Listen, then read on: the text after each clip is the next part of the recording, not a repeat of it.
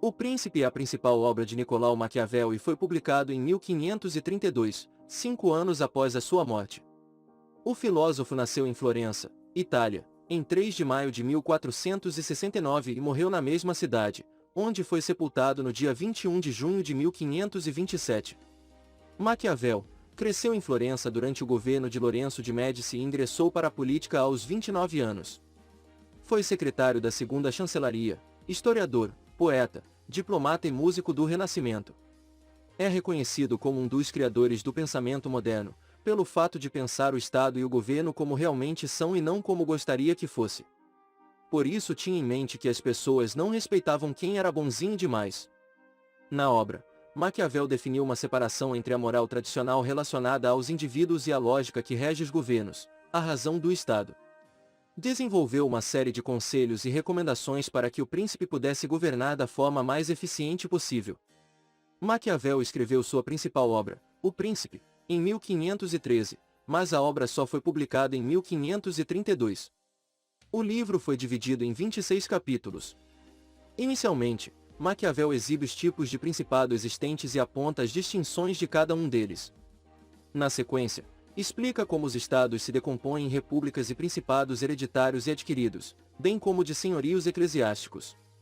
Na segunda parte, ele explica alicerces do poder analisando as leis e as armas e de que forma os governos devem organizar o poder.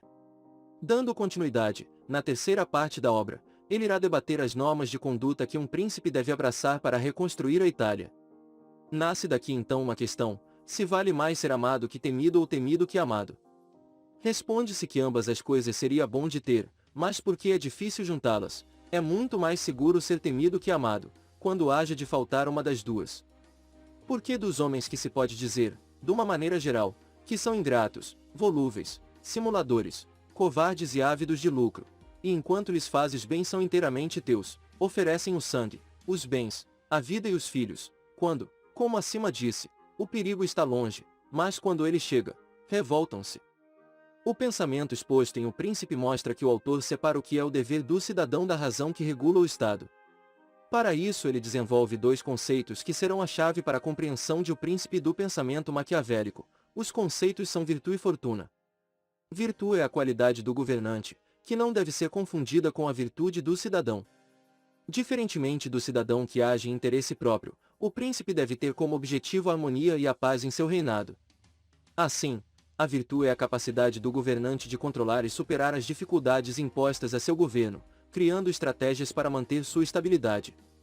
Ora sendo piedoso e bom com os seus cidadãos, ora severo e forte contra seus inimigos e opositores. A pura bondade pode ser uma falha do governo e não uma qualidade. Já a fortuna se relaciona com a ideia de acaso e sorte. O governante deve estar sempre atento à roda da fortuna.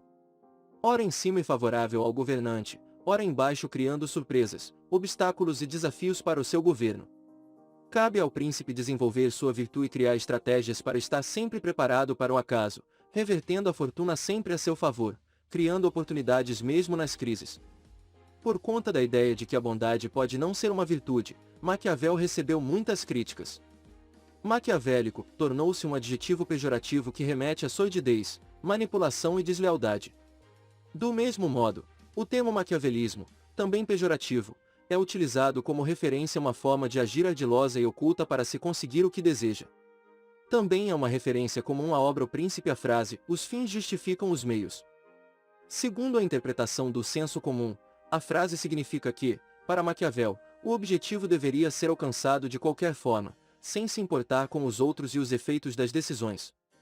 Apesar de a frase não estar na obra, ela tem origem na forma como Maquiavel separa a moral privada do cidadão comum do modo como o governante deve atuar. Por outro lado, O Príncipe assume uma grande relevância também por mostra que os governos são suscetíveis à participação cívica dos indivíduos. Essa perspectiva elevou o cidadão a um novo patamar no pensamento político da época. E se pensarmos na época atual, até hoje temos os conceitos de Maquiavel colocados em práticas nas empresas, na sociedade e no governo político.